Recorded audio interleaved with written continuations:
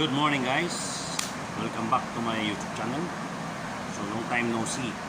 Guys, may i-reveal ako sa inyo sa mga marami kasi nagtatanong sa akin tungkol dito. So matagal ko ring inaantay ito ang pagkakataong ito. Hanggang di ko sukat akalain na dumating ito. So panoorin nyo guys ang video ito para malaman nyo at yung mga nagtatanong kung talagang totoo nga ba. Tingnan nyo po ang video ito.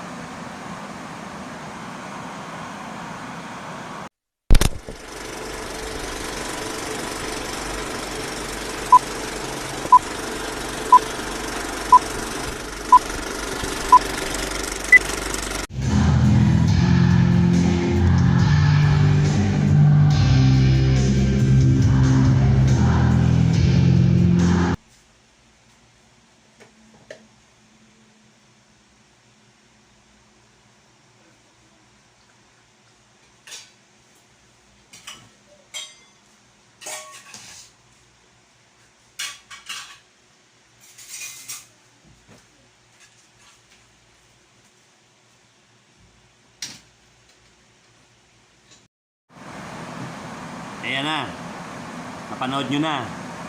So yung mga nagtatanong kung talagang buntis si Mrs. Yes, buntis po siya. 2 months na po. 2 months na po ang kanyang pagbubuntis.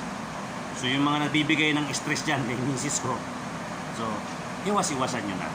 So, kasi ang kwento niyan ganito kasi yan, kaya sinabi kong matagal. Yung huling bunso namin ay pinanganak ko noong 2010. So, tagal na, no? 2023 tayo ngayon. So 2010, so sabi ko papahinga muna si Mrs.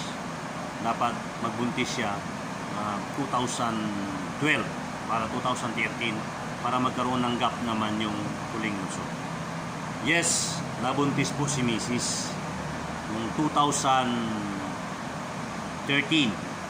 Which is ipapanganak yun ng 2014. So dahil sa hindi inaasahan, nagkaroon ng problema, nakunan si Mrs. Kaya mula noon hanggang sa kasulukuyan ay nangangarap pa rin kami na magkaroon pa at masundan pa yung bunso. So 10 years almost 10 years kung inantay. Minsan nawawalan na nga ako ng pag-asa na masundan pa yung bunso namin.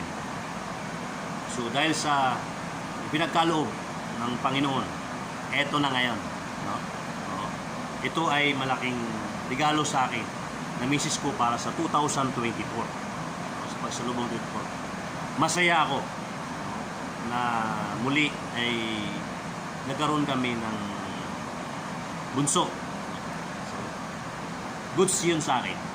Magandang balita yun sa akin. So yung mga nagtatanong, buntis po si Mrs., huwag yun na pong i-stress, no? Yung mga lumalapit kay Mrs. para sa mga kabuhayan o utang na loob, huwag yun na bigyan ng stress yung asawa ko. Para naman hindi na maulit muli yung nangyari sa kanya 10 years ago o 10 years mahigit, no?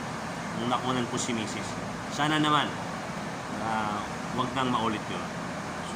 Hopefully, na maging okay ang baby namin at sa dating next year na may regalo sa amin.